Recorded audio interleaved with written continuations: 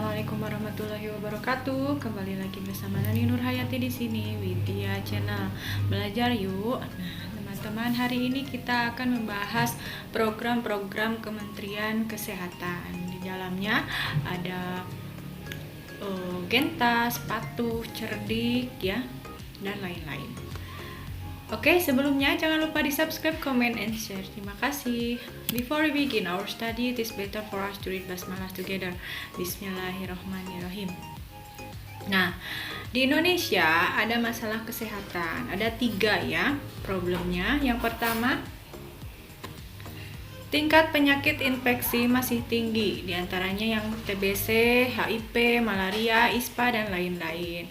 Yang kedua, tingkat penyakit tidak menular atau PTM semakin meningkat, stroke, hipertensi, diabetes mellitus, dan lain-lain. Yang ketiga adalah munculnya kembali penyakit emergensi seperti SARS, COVID-19, kemudian re-emerging, difteria dan polio, serta lain-lain. Upaya kesehatan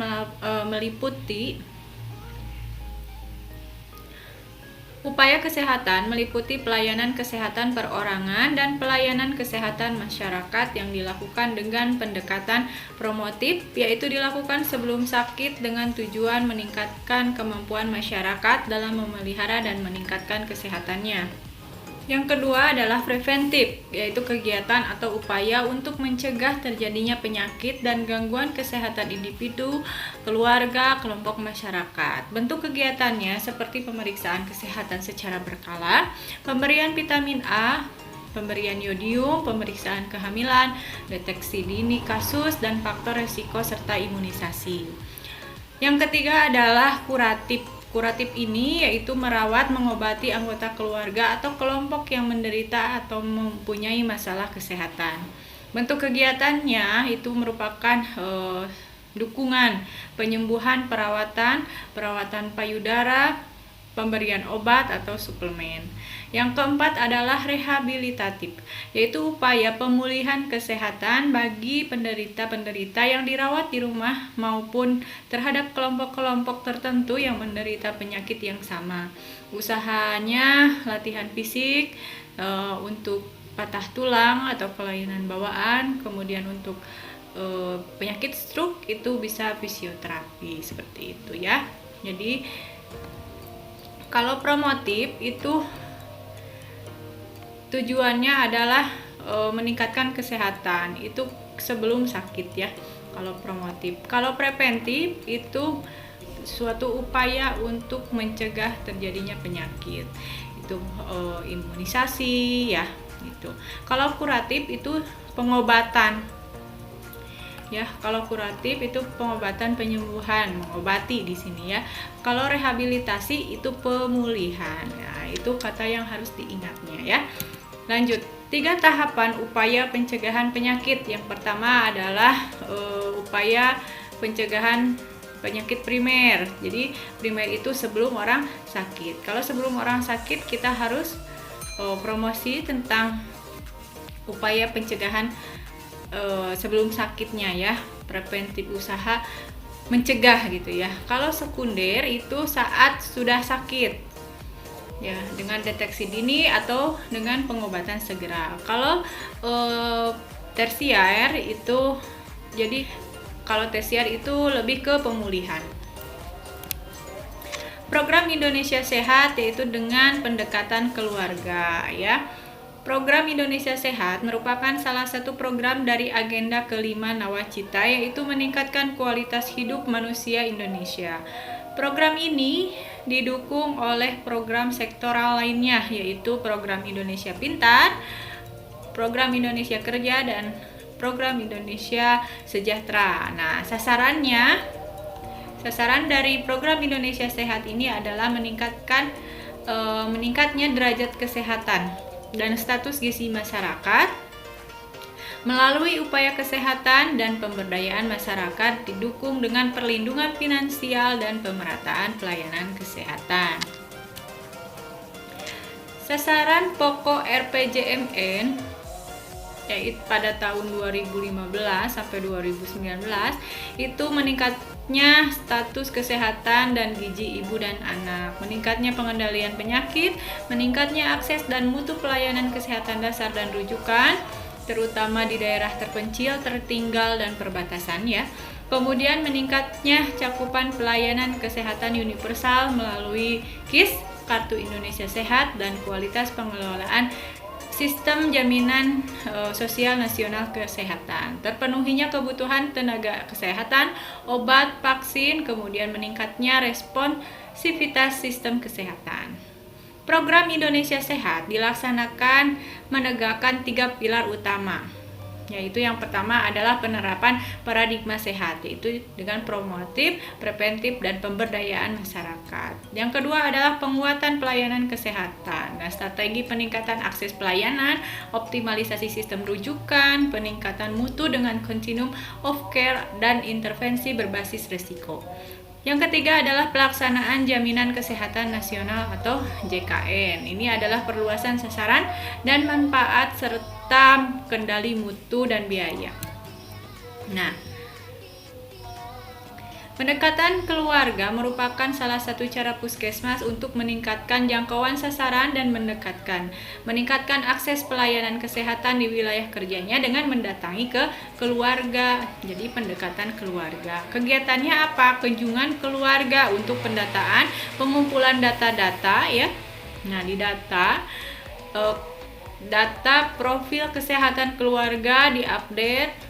Kemudian kunjungan keluarga dalam promosi kesehatan sebagai upaya promotif dan preventif ya. Kemudian kunjungan keluarga untuk menindaklanjuti pelayanan kesehatan. Pelayanan kesehatan yang ketiga di dalam gedung. Yang keempat adalah pemanfaatan data sebagai informasi dari profil kesehatan keluarga untuk pengorganisasian atau pemberdayaan masyarakat dan manajemen puskesmas ya. Nah, ada 12 indikator utama untuk penandaan status kesehatan sebuah keluarga. Di antaranya yang pertama adalah program KB, kemudian ibu bersalin di fasilitas kesehatan, bayi dapat imunisasi lengkap, kemudian bayi dapat mendapatkan ASI eksklusif, balita dapat pemantauan dan pertumbuhan, penderita TBC mendapatkan pengobatan sesuai dengan standar, penderita hipertensi melakukan pengobatan secara teratur, penderita gangguan jiwa mendapatkan pengobatan dan tidak diterlantarkan. Yang kesembilan adalah anggota keluarga tidak ada yang merokok, kemudian keluarga sudah menjadi anggota jaminan kesehatan negara, kemudian keluarga mempunyai akses sarana air bersih, keluarga juga mempunyai akses atau menggunakan jamban sehat. Nah, di sini ada Nusantara Sehat. Program Nusantara Sehat merupakan salah satu kegiatan yang dicanangkan Kemenkes untuk mendukung pelaksanaan program JKN dan KIS guna menciptakan masyarakat sehat yang mandiri dan keadilan. Penguatan Yankes primer itu dari fisiknya, pembenahan infrastruktur, kemudian sarana fasilitas ya, dan sumber daya manusia, yaitu tenaga kesehatannya. Nah, program Nusantara Sehat ini merupakan program lintas unit utama Kemenkes yang fokus tidak hanya kegiatan kuratif, tetapi juga promotif dan preventif untuk mengamankan kesehatan masyarakat dari daerah yang paling membutuhkan sesuai dengan nawacita. Program Nusantara Sehat melalui penempatan tenaga kesehatan berbasis tim. Nah, dilakukan berdasarkan hasil kajian terhadap distribusi tenaga kesehatan yang dilaksanakan oleh Kemenkes. Dan pendekatan tersebut dilakukan program Nusantara Sehat yang bersifat komprehensif yang dilibatkan anggota tim dengan berbagai jenis Tenkes, tenaga kesehatan yang terdiri dari dokter gigi, perawat bidan, tenaga kesehatan masyarakat, tenaga kesehatan lingkungan, tenaga ahli teknologi laboratorium medik, kemudian tenaga gizi dan kefarmasian. Nah, di sini ada PHBS. Ini terdapat pada Kemenkes nomor 2269 _Menkes _PER 11/2011. Tujuannya adalah meningkatkan kualitas kesehatan melalui proses pendayatahuan yang menjadi awal dari kontribusi individu-individu dalam menjalani perilaku kehidupan sehari-hari yang bersih dan sehat. Manfaatnya PHBS itu untuk meningkatkan kesadaran masyarakat untuk mau menjalankan hidup bersih dan sehat, sehingga masyarakat bisa mencegah dan menanggulangi masalah kesehatan. Kemudian dengan PHBS, masyarakat mampu menciptakan lingkungan yang sehat dan meningkatkan kualitas hidupnya. Nah, tatanan-tatanan PHBS ada PHBS di rumah tangga, ada di sekolah, ada di tempat kerja, ada di sarana kesehatan, dan ada di tempat umum. Ada 5 ya.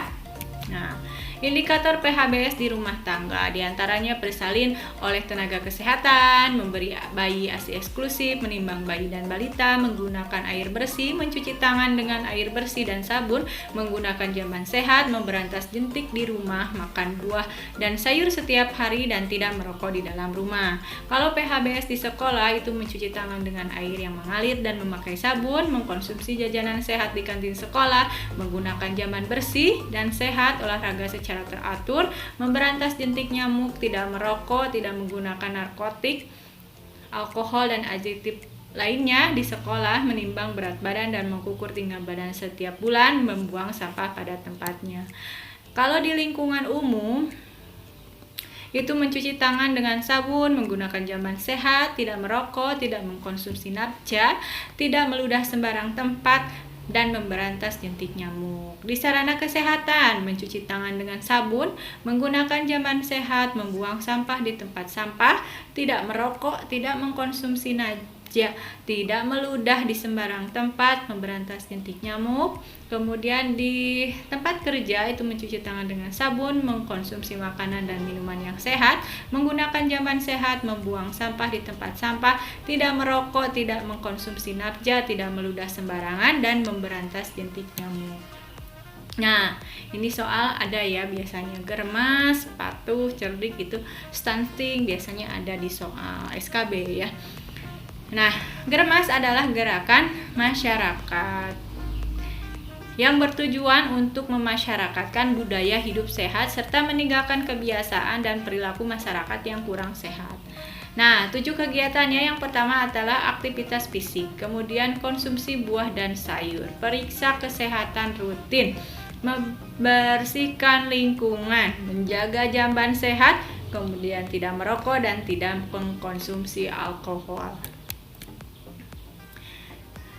Nah, di sini ada pemeriksaan kesehatan yang secara berkala atau rutin ya. Kesehatannya apa aja yang perlu dicek? Ada 9 cek kesehatan yang wajib diperiksakan secara rutin, yaitu yang pertama adalah cek berat badan dan tinggi badan. Nah, ini untuk menghindari obesitas. Kemudian cek lingkar perut. Lingkar perut jika berlebihan akan memicu masalah kesehatan seperti serangan jantung, stroke, dan diabetes. Kemudian periksa tekanan darah. Tekanan darah adalah salah satu cara deteksi dini resiko hipertensi, stroke, dan penyakit jantung. Angka hasil pemeriksaan normal jika di bawah 140/90 ya. Kemudian cek kadar gula darah. Cek kadar gula darah untuk membantu mendeteksi masalah diabetes ya. Kemudian cek fungsi mata dan telinga, cek kolesterol tetap. Kolesterol tetap ada LDL, kolesterol yang buruk, dan HDL ada kolesterol baik. Kemudian TG atau trigliserida, yaitu lemak yang dibawa di dalam darah berdasarkan apa yang dimakan, itu dicek.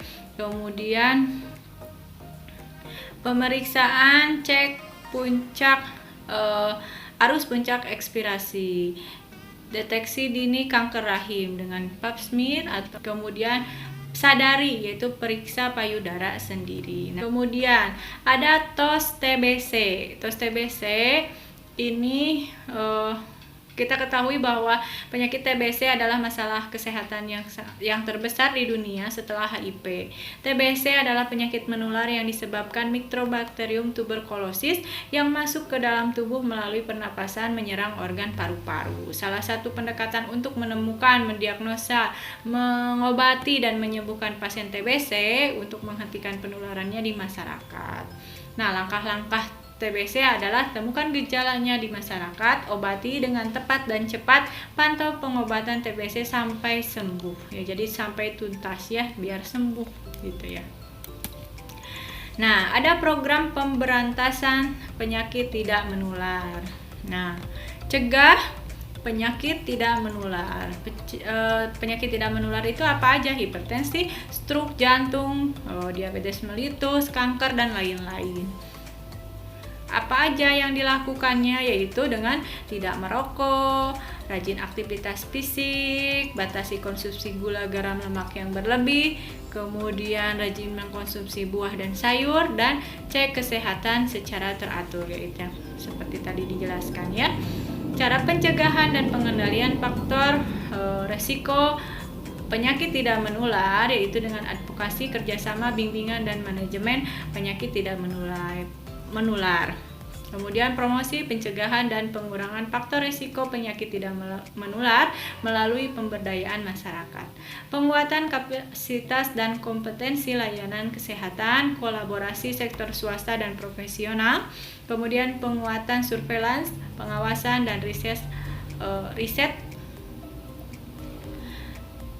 penyakit tidak menular. Nah, 4 penyakit tidak menular yang utama adalah kardiovaskuler, diabetes mellitus, kanker, dan PPOK atau penyakit paru obstruktif kronis. Nah, 4 pengendalian faktor risiko. Nah, yang ini ya pengendaliannya, yaitu diet yang tidak sehat jangan dilakukan, kemudian kurang aktivitas fisik, merokok, dan mengkonsumsi alkohol. Ini yang langkah-langkah kebijakan dan strategi pencegahan dan pengendalian penyakit tidak menular dalam mencapai target. Indikatornya adalah menggerakkan dan memberdayakan masyarakat untuk hidup sehat sehingga dapat terhindar dari faktor risiko, meningkatkan akses masyarakat terhadap pelayanan kesehatan yang berkualitas melalui penguatan sumber daya dan standarisasi pelayanan, meningkatkan kemitraan dengan lintas program, lintas sektor, dan pemangku kepentingan terkait,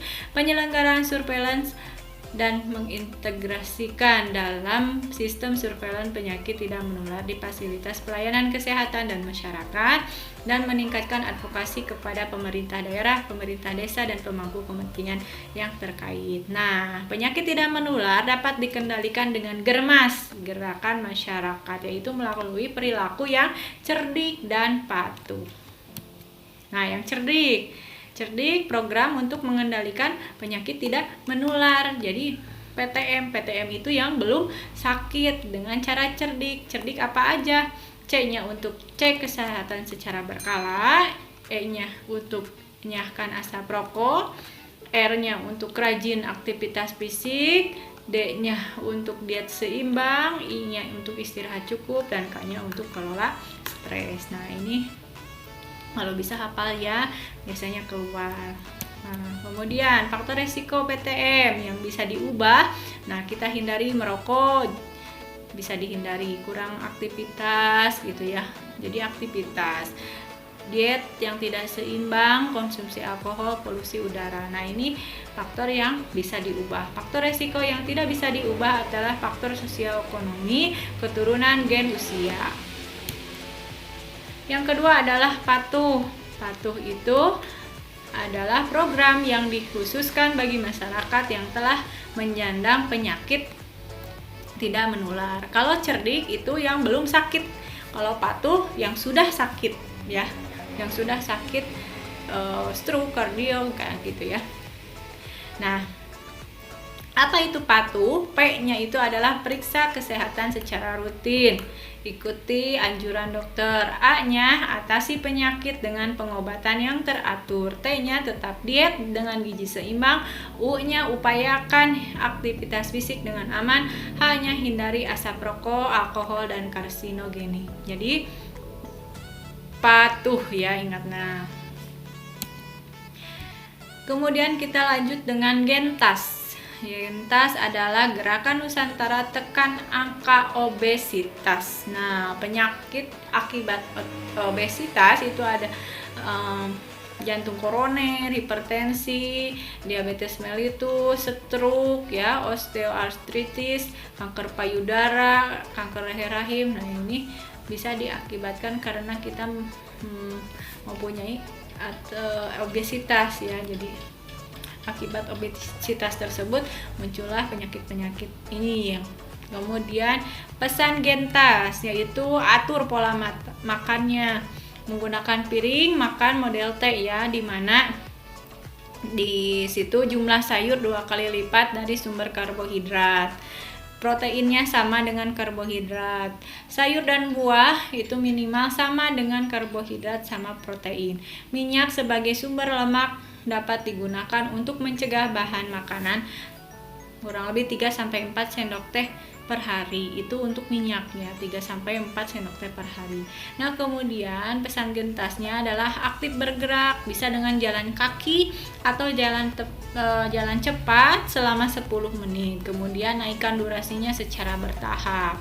Setelah mencapai durasi 30 menit, ganti dengan bersepeda, renang, atau senam aerobik. Nah, lakukan latihan fisik dengan baik, benar, dan terukur serta teratur. Jadi kalau tidak kuat ya jangan dipaksakan ya, nanti malah jadi sakit. Jadi harus baik, benar, terukur, dan teratur. Kemudian nikmati harimu. Nikmati harimu apa?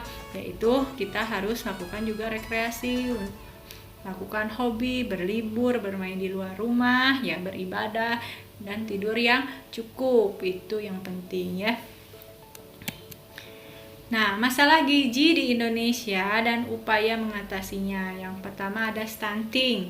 Stunting itu kerdil atau pendek. Berarti itu suatu kondisi gagal tumbuh pada anak berusia di bawah 5 tahun atau balita akibat kekurangan gizi kronis dan infeksi berulang, terutama 1000 hari pertama kehidupan, yaitu janin hingga anak usia 23 bulan.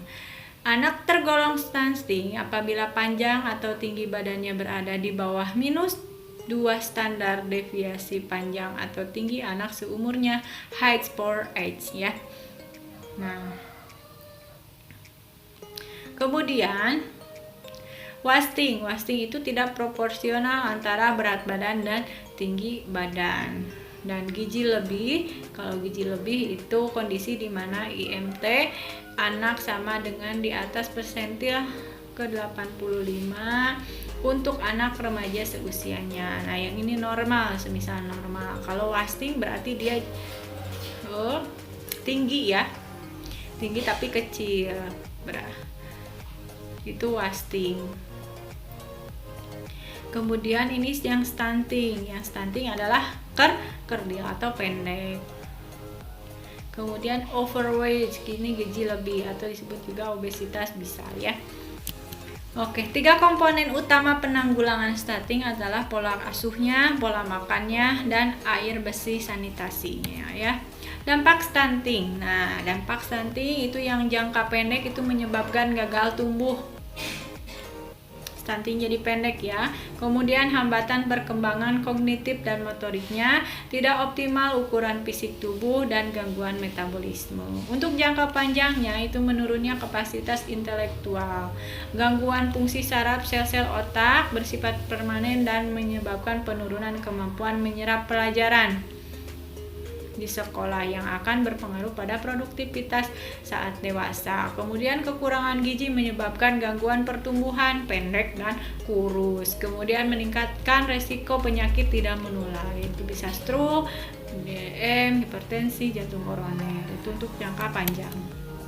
Nah, strategi nasional pemerintah pencegahan stunting, sasaran prioritasnya adalah ibu hamil, anak berusia 0-23 bulan atau rumah tangga, yaitu 1000 hari pertama kehidupan. Ya, sasaran pentingnya adalah ibu hamil, ibu menyusui, anak usia 0-23 bulan, anak usia 24-59 bulan, WUS, dan remaja putri ya. Nah, lanjut untuk soal-soalnya ya. Yang pertama, upaya pemerintah untuk mengendalikan penyakit tidak menular adalah Puskesmas Pembantu, B. Posyandu PTM, Posbindu PTM, Poskesdes, atau Pos Kesehatan Desa. Nah, jawabannya adalah Posbindu PTM. Pemerintah mengadakan Posbindu PTM. Posbindu PTM merupakan peran serta masyarakat dalam melakukan kegiatan deteksi dini dan pemantauan faktor risiko penyakit tidak menular utama secara terpadu, rutin, dan periodik. Faktor risiko penyakit tidak menular meliputi merokok, konsumsi minuman beralkohol, pola makan tidak sehat, kurang aktivitas fisik, obesitas, stres, dan hipertensi, hiperglikemi, hiperkolesterol. Nah, untuk menindaklanjuti secara dini faktor risiko yang ditemukan yaitu melalui konseling kesehatan dan segera merujuk ke fasilitas pelayanan kesehatan dasar. Yang kedua, petugas puskesmas sedang melakukan kunjungan rumah ke salah satu warga. Rumahnya lembab dan kebiasaan batuk tidak menutup mulut. Apakah tindakan yang dilakukan pemerintah untuk mengatasi masalah tersebut? A. Penyuluhan cara pengobatan, penyuluhan cara penularan, program DOTS, program Germas, atau program TOS. Di sini ada rumah lembab, terus kebiasaan batuk, itu mengacu pada TOS TB ya, ke penyakit tuberkulosis. Nah, TOS TB itu program dari temuan tuberkulosis obati sampai sembuh ya. Salah satu pendekatan untuk menentukan, mendiagnosis, mengobati, dan menyembuhkan pasien TBC untuk menghentikan penularan TBC di masyarakat. Langkah-langkahnya adalah temukan gejala di masyarakat, obati dengan tepat, dan pantau pengobatan TBC sampai sembuh.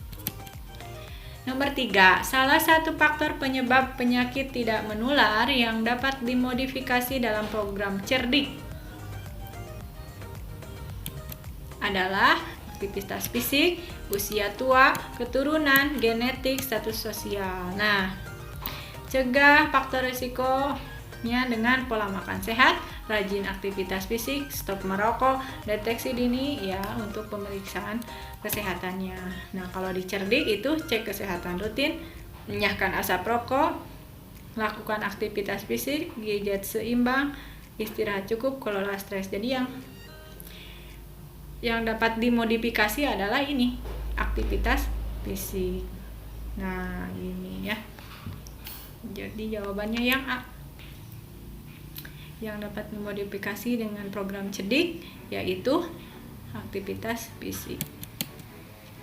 Cerdik merupakan salah satu program pemerintah untuk mengatasi penyakit tidak menular. Kepanjangan dari cerdik adalah, nah, soal-soal kemarin banyak nih yang kayak gini. Ya. A. Cek kesehatan berkala, enyahkan asap rokok, rajin aktivitas fisik, diet kalori seimbang, istirahat yang cukup, kelola stres. Cek kesehatan berkala, enyahkan lemak, rajin aktivitas fisik, diet gizi seimbang, istirahat cukup, kawal obesitas. C. Cek kesehatan berkala, enyahkan asap rokok, rajin aktivitas, diet gizi seimbang, istirahat cukup, kontrol kesehatan teratur. D. Cek kesehatan berkala, enyahkan lemak, rajin aktivitas fisik, diet kalori seimbang, istirahat cukup, dan kelola stres. E. Cek kesehatan berkala, enyahkan asap rokok, rajin aktivitas fisik, diet kalori seimbang, istirahat cukup, dan kontrol berat badan. Jawabannya yang mana? Jawabannya adalah yang A ya. Nah, cek kesehatan berkala, enyahkan asap rokok, rajin aktivitas fisik, diet kalori seimbang, istirahat yang cukup, kelola stres. Kalau yang B, ini enyahkan lemaknya yang salah ya. Nah, yang ini salah. Kawal obesitas juga salah. Yang C,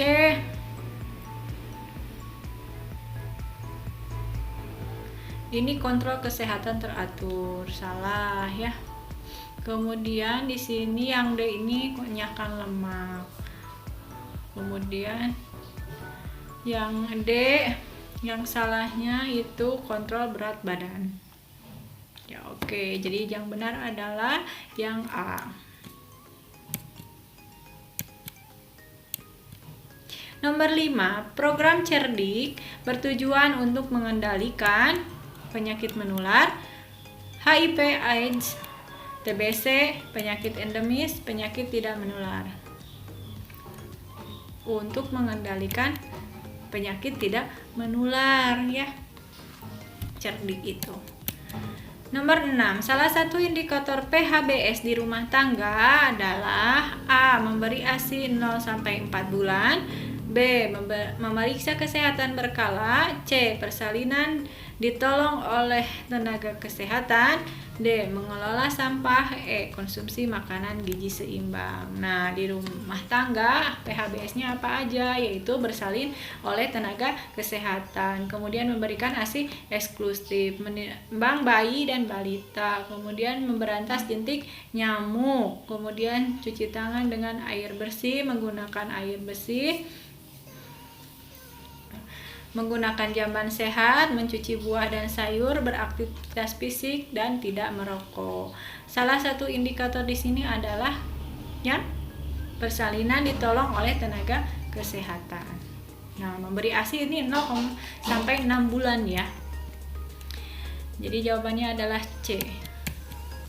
Nomor 7, dampak stunting bagi kesehatan adalah sebagai berikut, kecuali A. Gagal tumbuh, B. Hambatan perkembangan kognitif dan motorik, C. Gangguan metabolik di masa dewasa, D. Resiko penyakit tidak menular, E. Resiko penyakit menular. Dampak stunting kecualinya ya. Nah, kita tahu bahwa dampak stunting di sini adalah pertumbuhan pubertas yang tidak maksimal, menstruasinya terlambat, sulit konsentrasi, kemampuan kognitifnya lemah. Ini ya, ini benar.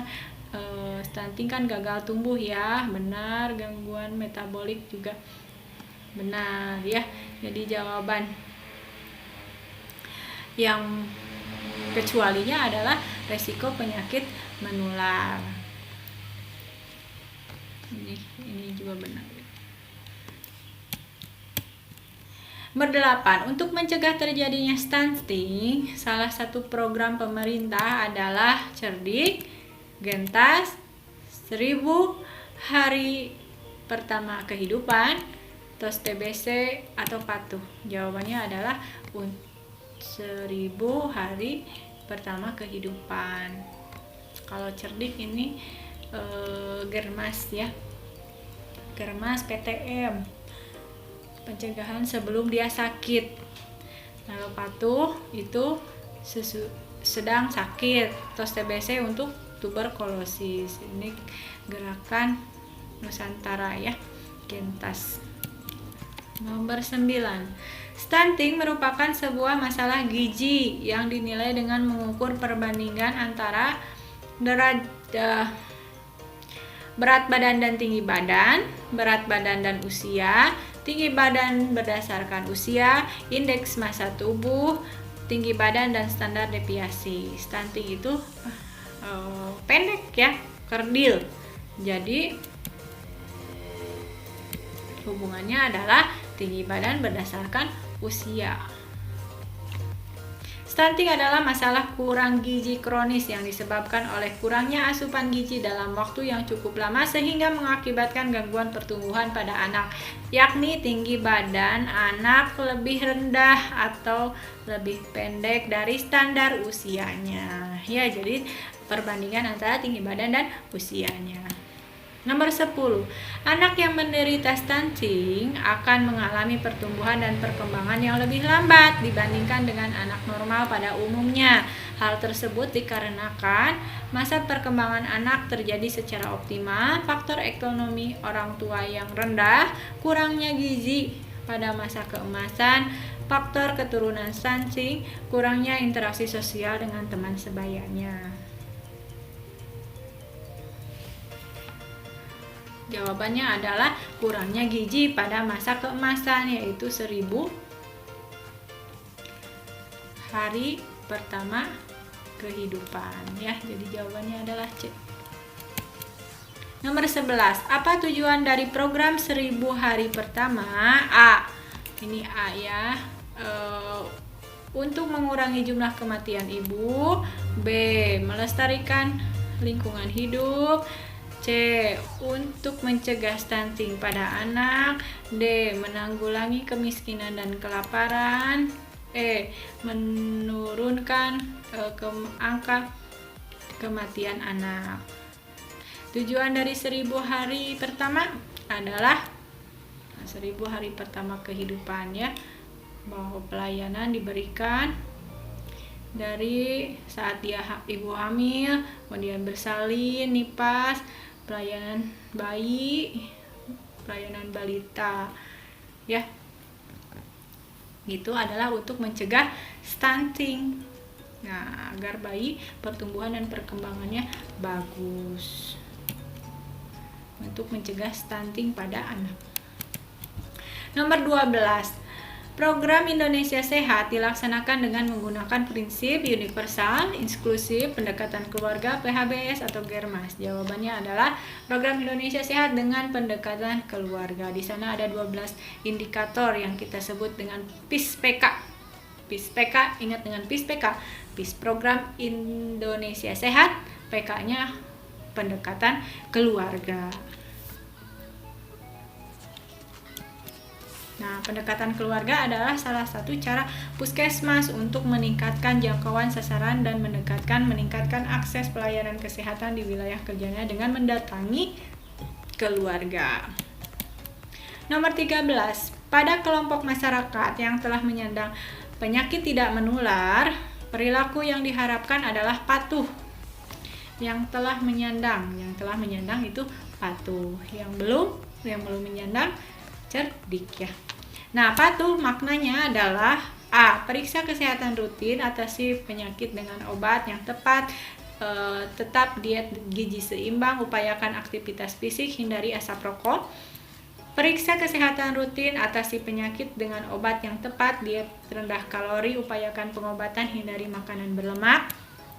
Periksa kesehatan rutin, atasi penyakit dengan obat yang tepat, diet rendah kalori, upayakan pengobatan, hindari asap rokok. Periksa kesehatan rutin, atasi penyakit dengan obat yang tepat, tetap diet gizi seimbang, upayakan pengobatan, hindari makanan berlemak. Atau E. Periksa kesehatan rutin, atasi penyakit dengan obat yang tepat, diet rendah kalori, upayakan pengobatan, hindari asap rokok. Jawaban yang tepat adalah yang A ya. Periksa kesehatan secara rutin, A-nya atasi penyakit dengan obat yang tepat, tetap diet gizi seimbang, U-nya upayakan aktivitas fisik dan hanya hindari asap rokok. Nah, sini ya, patuh gitu ya. Oke, nah ini ada gambar piring. Pernyataan yang tepat terkait program isi piringku. A. Makan 2-3 porsi makanan pokok. B. Makan sayuran 2-3 porsi. C. Makan sayuran dan buah menjadi bagian dari setengah isi piring. D. Makan gula, garam, dan minyak sebebasnya. E. Makanan pokok menjadi bagian dari setengah isi piring. Makanan pokok. Nih, dilihat di sini ya. Nah, setengah piring ini piring teh ya. Nah, teh ini teh itu kan gitu ya, teh gitu. Nah, setengah isi piring ini terdiri dari buah dan sayur. Ada makanan, sayuran, dan buah menjadi bagian dari setengah isi piring. Nah, ini yang benar ya. Kemudian seperempatnya isi piring itu diisi dengan makanan yang berprotein. Dan seperempat lagi makanan dipenuhi dengan biji-bijian yang utuh. Biji-bijiannya ada beras, ada gandum ya, bebas. Nah, ini jadi seperempat. Nasinya seperempat, proteinnya seperempat, sayur buahnya setengah piring. Nah, jadi jawaban yang tepat terkait program isi piringku adalah yang C.